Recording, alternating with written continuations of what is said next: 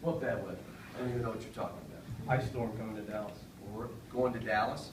Coming to, we'll hit Dallas while we're all down there. Can we postpone the game for a month? Because if it were postponed, we'd have to wait about a month and a half before we play a ranked team. Matthew said that you called him and proposed the doubleheader. Can you just talk about how that came about and why you decided to include the women's team? Well, this is not just about the basketball program, this athletic department. And it's about a lot of athletes, from all the different sports, and anywhere we can come together and help each other, it's good. I think to bring our listen, you're talking about two highly ranked women's programs. And I told the story to Mark Stoops about why don't we do all three. And he told Matthew, said, why don't you do Baylor or Notre Dame with us? And he said, how about we do Connecticut?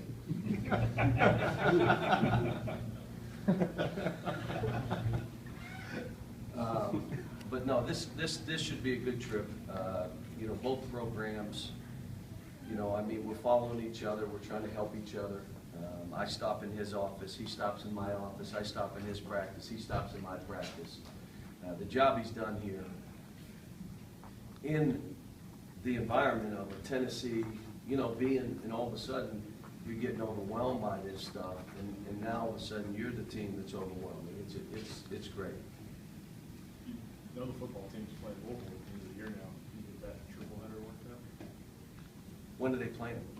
After Thanksgiving, starting next week. It's really early.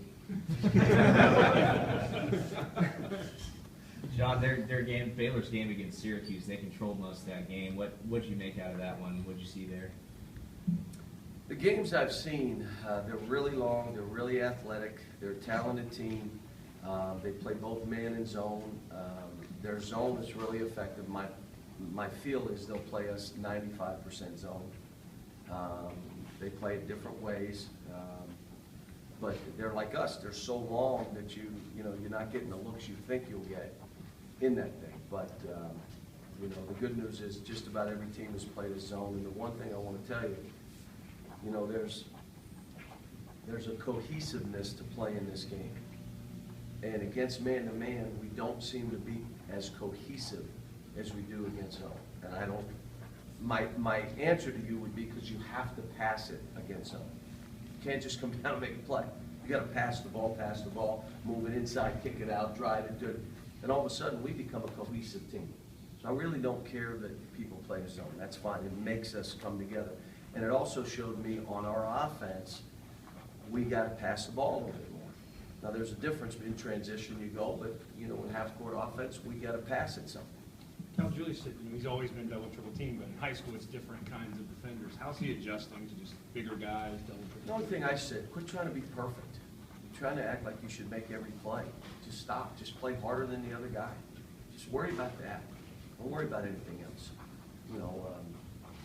Can't make this shot, I missed that shot, so what? Doesn't matter. But he's doing fine. He's doing fine.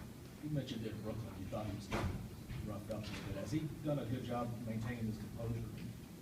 Well, I was on a conference call with a bunch of coaches yesterday, and they're talking about the rules. And I said, scoring, is up 6 points per game at this time last year. So don't talk about conference play and all. The games that were played to this point last year, scoring's up 6 points. How much of that is free throws? Under 50%. So scoring is up. It's doing what it's supposed to.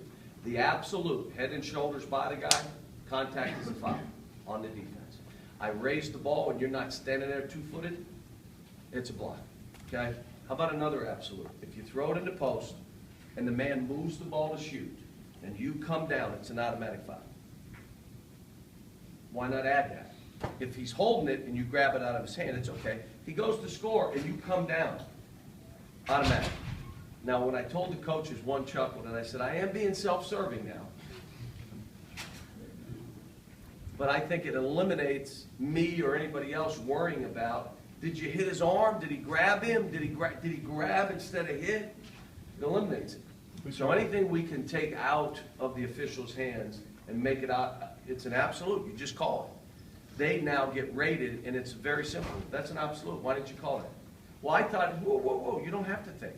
It's an absolute. As soon as you see it, blow that whistle. So there are still things, I think, to clean up this game. I like the way the game is being played. Faster, more scoring. You can't foul on every possession. You can't foul 4 times on the same possession. You can't anymore. Unless the crew is going to get penalized. They won't be in the NCAA tournament. You referee a game like that, you will not be in the NCAA tournament. So, Who chuckled? I couldn't tell because it was a phone call. You talked about just playing at Cowboy Stadium and that atmosphere, the Final Four type atmosphere and what that does. Yeah, we're not going to have 80,000 there, but, you know, my hope is that because of the games that are being played, everybody's ranked. It's going to be a terrific environment. And then to play in that building, I haven't been in the building, but everybody tells me it's just ridiculous. They're moving the court to one side, but the court will be raised. So it'll be like that kind of environment. But I'm excited. Look, we need to play another ranked team to find out where we are at this point. It's not about winning and losing. You want to win every game. It is about, let's just keep learning where we need to go with this team. Is this the best any opponent you've played so far? Is going to match your length? No, Michigan State had some length. They were long. I mean, I mean, 7-footers hitting threes. yeah, well, they're different, but they were big. They had 2 big guys in there, and their wing was big and athletic. So, How will you guys get in a couple of times before to just shoot in that place and see what it's like? we'll practice in there Thursday and probably shoot around Friday. So we'll have two looks, and the women will be the same. Do you have any concerns about that, about just them adjusting to how big it is and trying to shoot in it? No. No. Do you feel like Julius and the twins and those guys are overly excited or maybe feel more pressure going home to Texas? They're going to have family there watching them. I don't know.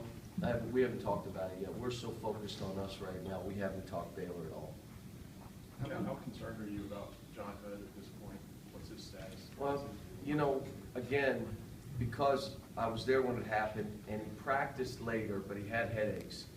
And I know our doctors, and I trust our doctors, they are going to be really conservative in what we're doing here with him. And so I am concerned, but I'm also knowing he's in great hands, and no one's going to ask him to do something that he should not do. And you said you seem more cohesive against the zone than man-to-man right now. Is that unusual for one of your teams at this point in the season? I don't know, but what's happened is the zone is making us pass the ball. So we're playing off of one another way better. In the man, we don't seem to pass it as much. We hold it more. You know what I'm saying? It's just, and I didn't realize until I'm watching the tape. So we have to then, against man, you have to pass it more. If you don't have an easy play, get rid of it. Move the ball. Is that what hurt you in the first half the other night first? Turnovers, holding the ball too long, or? I don't remember. You talking the Providence game? Yeah, I think you had like 6 or 7 turnovers. We had a couple guys had the majority of them, so the rest of the team I don't think was that bad. In Chicago with the United Center, you guys came out slow to the start, then go to Brooklyn, played well at the beginning of the game. Is this, do you look at this sort of a measuring stick for the neutral site, kind of a tournament environment for this team where they are? It started, and it's, you know, I want to see how we play. Obviously, we started better last game, and we're more aggressive. But, you know, this is about, are we playing with energy throughout? How many times do we stop? Whether we're on offense or defense, do I pass the ball, I stand straight up, I get the ball, and I walk because I have to take it down before I drive? How many times on defense do I just stand straight up and my man runs off the screen and I go, oh? How many times do we have that happen? It's narrowing from 50 times a game to 20 times a game. Now, you really want to be good. Every minute you're in there, you don't stop. You play until you sub yourself. But we've got a ways to go. Last question. What kind of things are you appreciating about what Willie's doing? Just playing defense, running the floor, anything? Well, I asked the team, you know, why do you think Willie played that way? Why is he now coming into his own? One guy said, well, he's not thinking out there. I said, well, you can say that, but you got to think. It's the statement, you don't think. That's not true. He's reacting better, and I'll tell you why. because he's practicing like crazy. He is attacking practices, which make the games easier. We have other guys that the practice is attacking them every day. One guy shut it down, I can't breathe. And they looked at his heart rate and it was at 82%. Well, then you have a lung disease. Okay, so it's not, you just can't push through the comfort level. There are times that I have a couple guys, their heart rate gets in the 90s, and I tell them, they'll tell me, 94 who? Willie, step off, Willie. Step off, Dominique. Another guy, we're going, we should be on, what's it? 74. What? What are you doing? Get off. Go on a treadmill. Get his heart rate up. But we're everything like leg work. My legs are burning. That's how they're supposed to feel. That's the feeling. How do you push to where you can't? We had EJ, who people were coming in watching him saying he should be all conference in track in the SEC. I had a football coach come in and say he could play in the NFL, EJ. So he does a leg drill that we're doing. He does it so hard, he practically falls down, and the team's watching. That's how hard you go. That's how much you push it. It's all new. This stuff is all new. We're doing drills that 8th grade, they should have been doing in 8th grade that they obviously didn't. But I'm not going to get ahead of schedule with this group.